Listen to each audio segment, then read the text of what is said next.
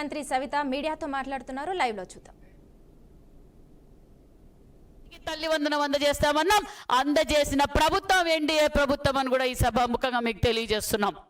మరి జగన్మోహన్ రెడ్డి గారు తల్లి వందనం కింద వైసీపీ ప్రభుత్వంలో ఇచ్చింది 42,061 మందికి. మరి ఈరోజు మనం ఇచ్చింది 67,27,164 మందికి ఇచ్చాం. అంటే అదనంగా సుమారుగా 25 లక్షల మందికి అదనంగా తల్లి వందనం అందజేశామన్న విషయం కూడా మీకు తెలియజేస్తున్నాం.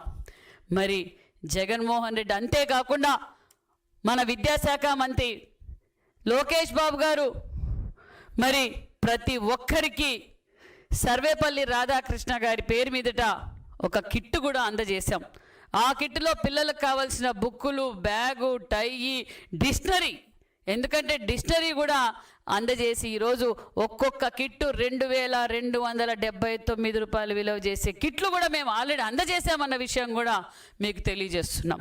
అంతేకాకుండా విద్యార్థులు మధ్యాహ్నం పూట భోజనం కావచ్చు, వెల్ఫేర్ హాస్టల్స్లో కూడా కావచ్చు, విద్యార్థులు ఈ 10 నెలల్లో విద్యార్థులు పడుతున్న కష్టాలు తెలుసుకున్న నాయకుడు మా యువగళం అధినేత నారా లోకేష్ బాబు గారు.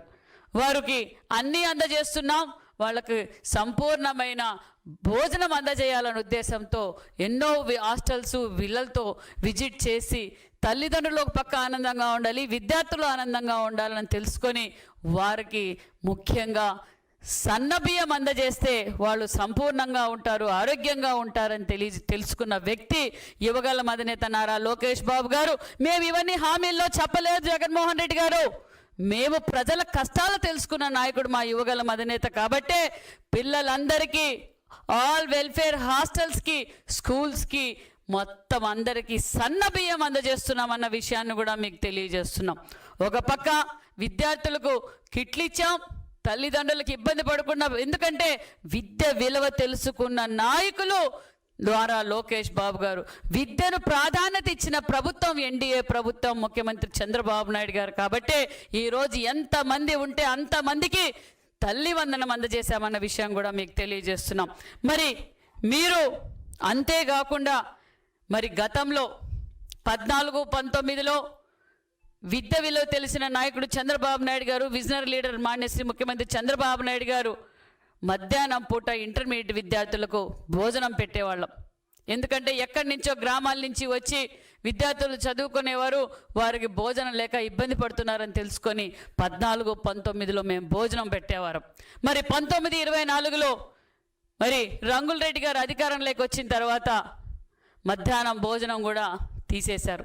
మళ్ళీ మనం అధికారంలోకి వచ్చిన తర్వాత మరి ఒక పక్క డిప్యూటీ సీఎం గారు, ఒక పక్క నారా లోకేష్ బాబు గారు డొక్కా సీతమ్మ పేరు మీద మధ్యాహ్నం భోజనం పథకాన్ని కూడా అమలు పరుస్తున్న ప్రభుత్వం ఎన్డీఏ ప్రభుత్వం అనే విషయం కూడా మీకు తెలియజేస్తున్నాం. మరి అంతేకాకుండా మరి ఏదైతే మాట చెప్పారో యువగళం అధినేత నారా లోకేష్ బాబు గారు, మెగా డిఎస్సి తొలి సంతకం అన్నాం, తొలి సంతకం చేసి చూపించిన ముఖ్యమంత్రి చంద్రబాబు నాయుడు గారు అనే విషయాన్ని కూడా తెలియజేస్తున్నాం.